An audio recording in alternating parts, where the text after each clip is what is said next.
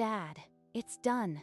The bakery's been sold. Charles Bennett, 72 years old and covered in flour, froze behind the counter. Sold? Stephanie, what are you talking about? I handled it. You were never good with money, so I found a developer. Everything's signed. She slid a manila envelope across the glass case, knocking over a tray of croissants. This is the contract. Your name's on it, just like you agreed. The closing is in 30 days. Charles stared at the paper. He never agreed to anything. The bakery was his life, 42 years of early mornings. Don't make this harder than it needs to be. They're coming to assess the property next week. She left without another word, the bell on the door chiming behind her like a funeral toll.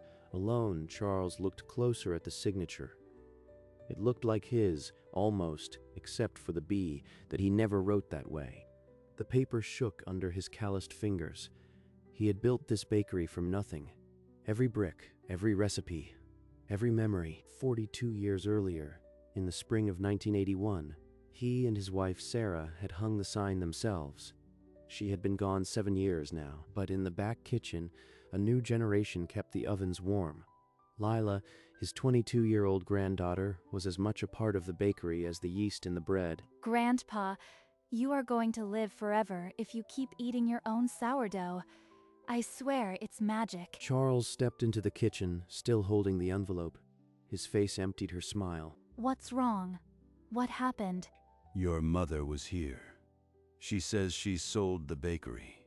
The closing is in a month. No, she can't do that. This is our place, Grandpa. She doesn't even bake. She forged my name on the contract.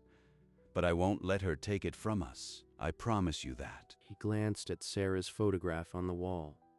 Some promises were made to be kept even after death. That evening, Charles spread the contract across his desk, every lamp on. He needed to be sure. Under magnification, the B was all wrong. A hasty slant, a tremor his hand never had. She must have traced an old check. The stupidity of it was almost worse than the betrayal. He picked up the phone and called Robert Gavin, the lawyer who had handled the bakery's incorporation in 1981. Robert Gavin speaking. Robert, it's Charles Bennett. My daughter has sold the bakery out from under me. There's a forged signature on the contract. A forgery? That's serious. Can you fax me the page in the morning? The next day, in Robert's office, the lawyer studied the document with a frown. This is absolutely not your signature, but proving it in court could take months, and the closing is in 30 days. The weight of the problem settled into Charles's chest. He had the truth, but no time to wield it. Back in his study, Charles opened a filing cabinet that had been locked for years. He needed to find the original documents. Our incorporation, the original lease. Anything that proves what I built and what she tried to steal. His fingers brushed an unmarked envelope, heavy with old seals. He didn't remember putting it there. Inside was a trust deed, dated 1985. It transferred the land under the bakery to the Charles Bennett Trust, separate from the business. When Sarah died, her lawyer moved the land into a trust for tax reasons. I never gave it another thought, until now. The bakery business was one thing. The ground it sat on was another, and it was another, and it was his. He pulled out Stephanie's sales contract and laid it alongside the deed. She had sold the business entity, not the real estate. She never read the land lease. She sold a company that needed a home, and I own the only home it has. The silent weight in his chest shifted. It was no longer fear. It was patience. He folded the trust deed carefully, tucked it into his jacket, and locked the study door behind him. The next morning, Charles walked into Robert Gavin's office with the trust deed buttoned inside his jacket. Robert, I found something else. The building isn't part of the business sale. He handed over the yellowed deed, and the lawyer's eyes widened. This is a separate land trust. The buyer bought a business with no right to occupy the premises. You can refuse to assign the lease. Without your signature, the deal is a ghost. Charles nodded slowly, the pieces fitting together. Then we wait. Let them spend money. Prepare for closing. And then I pull the rug. It's risky. If the developer sues, it could get ugly before the truth comes out. But Charles had waited 42 years to see the bakery succeed. He could wait a few more weeks. He left the office with the deed still close to his heart, and a plan that only 2 men in the world knew. 3 days later, Stephanie's sedan pulled up to Charles's house. She hadn't visited in months. You've been talking to lawyers, Dad. Word gets around. You need to stop interfering. I am just trying to understand what you signed on my behalf, Stephanie. The deal is good. You'll get your retirement money. I'll get my share. Why can't you just trust me? That signature on the contract. It's not mine, is it? You don't remember? You are getting older, Dad. I had to help you. It's the same thing. I remember every morning I unlocked that door. I didn't sign. I did this for us. After Mom died, you barely kept things going. I made sure we could retire comfortably. Charles held his ground. The trust deed felt warm against his chest, but he gave her nothing. Stephanie slammed the car door and sped away. The silence that followed was heavier than any accusation. 4 days after Stephanie's visit, a sleek black sedan pulled into the gravel driveway, sending up dust. Victor Langford emerged, buttoning his suit jacket as if the farmhouse porch required armor. Mr. Bennett, I am Victor Langford. Your daughter spoke highly of you. May we talk? Charles gestured to the porch chairs, his expression unreadable. The deed was in his pocket. I hear there's a lease issue. I am authorized to offer $100,000 right now to settle it. That's a lot of money for some dirt. But the building isn't for sale. We're not asking to buy the building, just the rights to use the land. The business needs premises. I've unlocked that bakery every day for 42 years. I am not handing over the keys. Victor's polished smile didn't crack, but his eyes narrowed. He set a business card on the porch rail. When the sedan was gone, Charles drew out the trust deed. Victor still hadn't asked the right question. That evening, long after the last customer, Lila was closing the bakery when a voice floated from the back office. Of course, I traced Dad's signature. He never would have agreed. And the developer doesn't need to know. She admitted it. The whole sale is a fraud. I heard you. You traced his name. You sold the bakery with a lie. Don't be naive, Lila. This is how business works. I did what had to be done. Business? It's our family. He gave you everything, and you threw it away for a check. I care about getting paid. Now, get out of my office. Lila ran, tears blurring the bakery's familiar door. The bell rang out like a verdict. She didn't stop until she reached Charles's porch, gasping for breath. Lila, what happened? Come inside. You are shaking. She said she traced your signature, Grandpa. She called it business. She admitted everything. I already knew, sweetheart. But there's something you don't know. He unfolded the yellowed trust deed and laid it before her. It held the secret that would undo her mother's fraud. You still own the land. The bakery doesn't sit on the bakery's own ground. Never did. The business she sold is worthless without my signature on the lease. This changes everything. We can stop her. Lila threw her arms around him, the weight of the secret shifting into strength. What do we do now? We have to face her. We stop playing defense. We call your mother and that developer to the bakery, and we show them the truth. They stood together, the deed between them like a shield. No longer just grandfather and granddaughter, but partners. The next morning, the bakery stayed closed to customers. Inside, the air was thick with tension as 4 people faced off across a wooden table. Thank you both for coming. Lila, stay by my side. I have something you both need to see. What is this, Dad? Some old paperwork. What does this mean? Is the land not included? The business you bought, Mr. Langford, has no place to operate. I own the ground beneath this building, and I will never sign it away. That trust is 30 years old. You kept this from me my entire life? You never asked, Stephanie. You just took what you wanted, same as always. This is a disaster. I am calling my lawyer. You've made a very expensive enemy, Mr. Bennett. Victor stalked out, slamming the door. Stephanie sat frozen, the trust deed trembling in her hand. The sale was dead, but the fight over the forgery was only beginning. Outside, Victor Langford's black sedan was already kicking up gravel. His phone pressed to his ear, the deal dead the moment he'd seen the trust deed. Inside the bakery, Charles hadn't moved from the table. He reached into his jacket once more. You've destroyed everything, Dad. What more do you want? I haven't shown you what I found the night you told me the bakery was sold. The circled forgery stared back at her. The B slanting wrong, the ink too thin, traced from an old check. This is your work, Stephanie. Not a copy. The original. That's a lie. You can't prove anything. Lila heard you admit it on the phone. She was standing in the doorway when you told your friend it was a forgery. Stephanie's face emptied of color.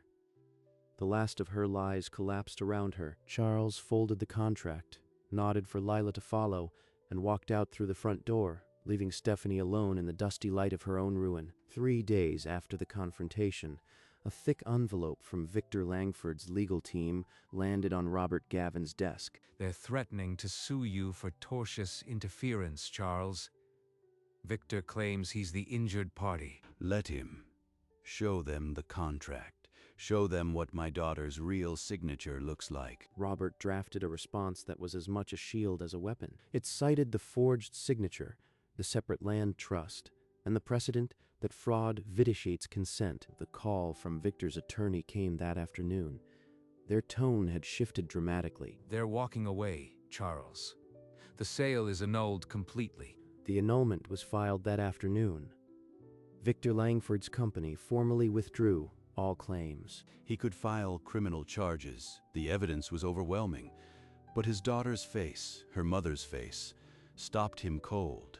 He closed the folder and sat in the quiet of his study, the deed and the forgery locked in his desk.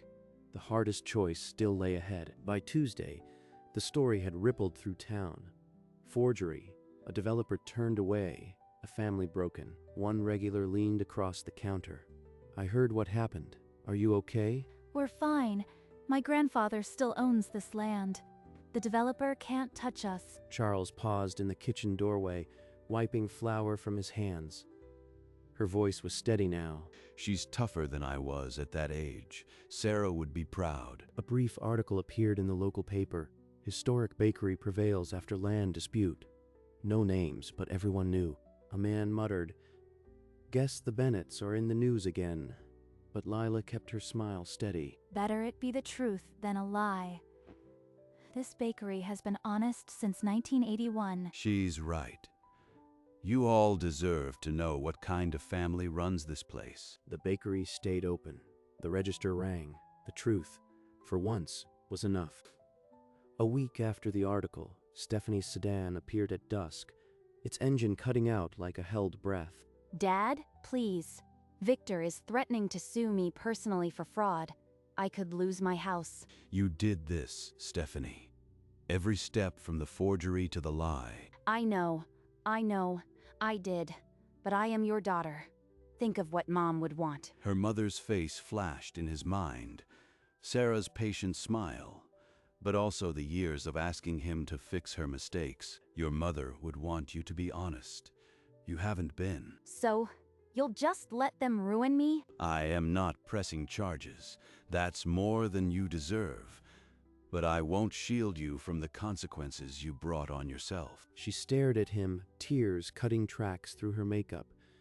Then she turned and walked out without another word. Charles watched from the porch until the taillights vanished. The hardest part was how much she looked like Sarah in that light. The morning after Stephanie's final plea, the bakery's kitchen filled with the scent of yeast and new resolve. Charles paused at the doorway, coffee in hand, watching Lila knead. She hadn't slept well, but her hands were sure. Grandpa, I've been thinking all night. I don't just want to work here. I want this bakery to be my life. It already is, sweetheart. But you are asking for the weight of it. I'll carry it. Every brick, every recipe. I'll never let it go. Charles looked at the photograph of Sarah on the wall, then back at Lila. She'd be proud. And so am I. From this moment, you are the manager. The bakery is yours to run. Tears slipped down Lila's cheeks, but she didn't wipe them. She stepped forward into his open arms. And the land, it'll be yours too when the time comes. No one will ever do to you what your mother tried. They held each other in the quiet kitchen, the ovens beginning to hum, the future no longer a question. 2 days later, Robert's call came while Charles was stacking flour sacks. The lawyer's voice had the weight of closure. The annulment is filed. Charles, Victor's people have sent a formal withdrawal letter. It's really over then. She can't touch this place again. The notice of fraud annulment was stamped and recorded. On paper, the sale had never existed. Victor's people also informed me they have no further interest. The business entity is a shell now. Thank you, Robert, for everything. I don't know where we'd be without you. Just doing my job, old friend. Now go bake something. After the call, Charles walked outside and peeled a fading "For Sale" sticker from the bottom corner of the window. It left a faint residue, but nothing that couldn't be cleaned. The bakery stood free, a scent of bread drifting into the street. Only one task remained. The next morning, they scrubbed every surface until the bakery gleamed like a freshly glazed pastry. I made a new window display. Customers will line up. Leila propped a hand-painted sign in the window that read, "Grand Reopening Monday, 7 a.m. Charles stood on a stool and hung the under new management, Lila Bennett plaque beside the old photo of Sarah. He hesitated a moment, the weight of the framing hammer heavier than it should be. You okay up there? Just remembering. Your grandmother hung the original sign with me. Now it's your turn. In the kitchen, Leila pulled fresh sourdough from the oven, the crackling crust filling the silence. This is the first batch of the new era. The scent drifted to the street, and by dusk, 3 people had tapped on the glass, asking when they would open. That night, with the bakery sign dark against the window, Charles sat at his study desk and pulled a clean sheet of paper into the lamplight. He remembered Stephanie as a girl, holding the bakery broom taller than she was. The memory cut deeper than the forgery. Then he began to write.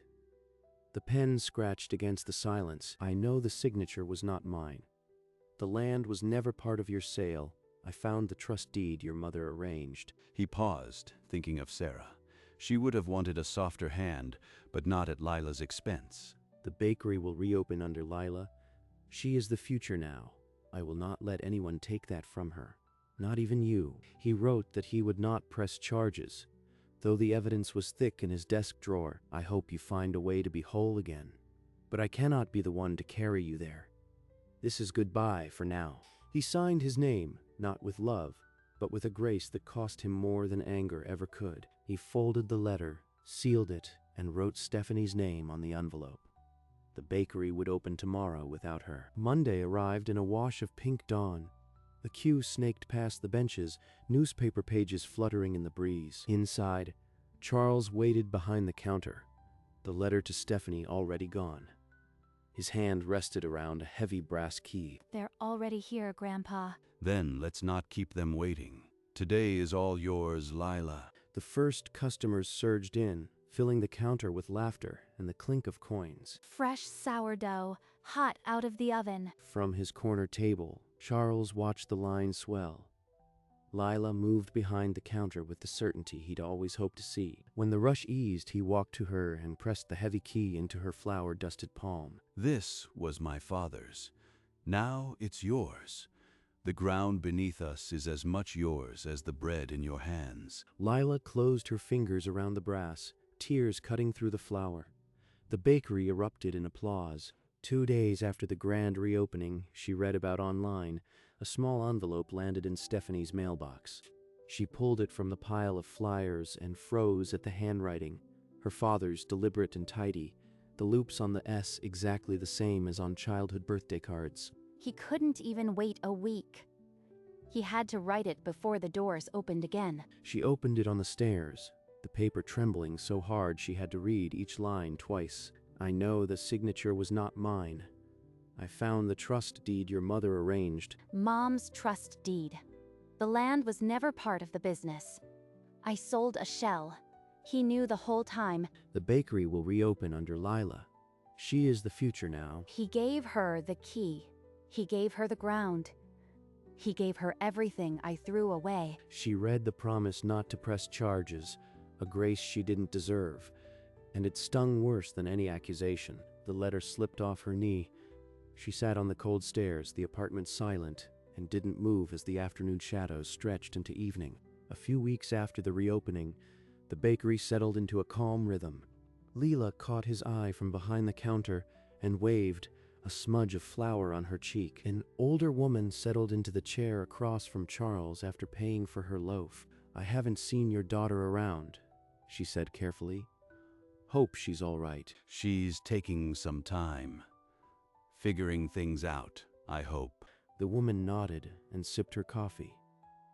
The lie was simple, but the truth beneath it was enough. Charles leaned back, watching Lila teach a new hire how to wrap a baguette. Her laugh rose above the chatter. The register dinged, the doorbell jingled, and the ovens hummed. The bakery felt like itself again. Grandpa, you are not just going to sit there all day while I run the show, are you? Seems to be working out just fine. I retired at the right time. That evening, the last customers filed out into the fading gold of early autumn. Lila locked the door and handed Charles the key. Hold on a minute. Through the window, the framed photograph of Sarah caught the last slant of sun. Your grandmother would be proud of all of it. She'd probably tell me to put on more flour, but I think she'd be happy. They started down the sidewalk, the bakery's warm glow spreading behind them. The sign shone clean in the dying light. No trace of the sticker, no trace of the sale. All that remained was the scent of fresh bread and the quiet certainty that the ground beneath it would never be sold again. A photograph of a smiling woman remained inside, watching over the empty tables as the street lamps flickered on.